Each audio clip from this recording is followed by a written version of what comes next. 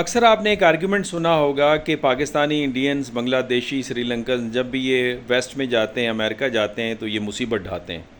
ایک تو یہ وہاں پہ گندگی پھیلاتے ہیں، اور پھر اس کے ساتھ اپنا بلیف سسٹم وہاں پہ لے کے جاتے ہیں، اور وہاں پہ اپنی مذہبی رسومات لے آتے ہیں۔ جیسا دیس ویسا بھیس کے قانون کی مخالفت کرتے ہیں، قانون کو توڑتے ہیں، ہر اللیگل کام کے اندر یہ انوالو ہوتے ہیں۔ اب یہ جو پرسپیکٹیو ہے یہ پیسمسٹ پرسپیکٹیو ہے، اور یہ آپٹیمسٹ پرسپیکٹیو نہیں ہے۔ اس کا ایک اور رخ بھی ہے۔ یہ انڈیویجول جو انالیسز ہے لیول کی، وہ تو ہمارے سامنے رکھ دیتے ہیں، یا چند آپ کو ایک گروپس اس حوالے سے مل جائیں گے، لیکن سسٹمک لیول کے اوپر وہ یہ بھول جاتے ہیں کہ یہ وہی ممالک ہیں جنہوں نے کلونیلزم کے ذریعے سے یہاں سے لوٹا اور یہاں سے پلنڈر کیا، تقریباً 40 سے 45 بلین پاؤنڈز کا، اس کی بنیاد پہ یہ آج ترقی یافتہ ہیں۔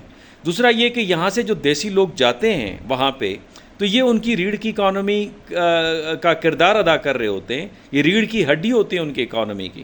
مثال کے طور پہ کیلیفورنیا کی اکانومی کون رن کر رہا ہے؟ اتنی بڑی اکانومی ہے وہاں پہ، کیا امریکنز اسے رن کر رہے ہیں یا آؤٹ سائڈرز رن کر رہے ہیں؟ اسی طریقے سے پھر آپ یہ بھی دیکھ لیجئے کہ آج جو کلونیل اسٹرکچر ہے، جس کو نیو کلونیلزم کہا جاتا ہے، جس اسٹرکچر کے ذریعے سے یہاں کا جو کرپٹ ایلیٹ ہے وہ یہاں سے لوٹتا ہے، پلنڈر کرتا ہے، یہاں سے بلڈ سک کرتا ہے، اور وہ پیسہ جا کے سوئس بینکوں کے اندر، پناما کے اندر وہاں پہ، اور اپنی اولادوں کو وہاں تعلیم دیتا ہے اور وہاں پہ سیٹلمنٹ اختیار کرتا ہے۔ تو یہ نظام کس نے بنایا ہے کہ یہاں کی دولت اب بھی کنسسٹنٹلی وہاں پہ جا رہی ہے؟ تو اس کا کوئی ریئیکشن تو آئے گا۔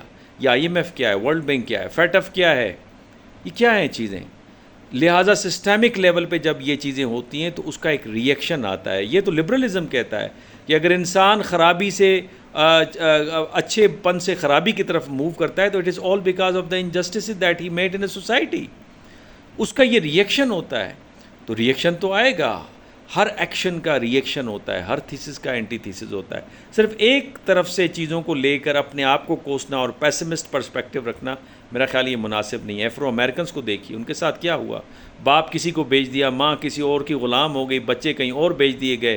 آج وہ ان کا ریئیکشن شو ہوتا ہے، جس کو آپ سلم ایریا کہتے ہیں نیو یارک کا۔ پھر وہ کہتے ہیں جناب وہ جرم کا اڈا ہے، گڑھ ہے۔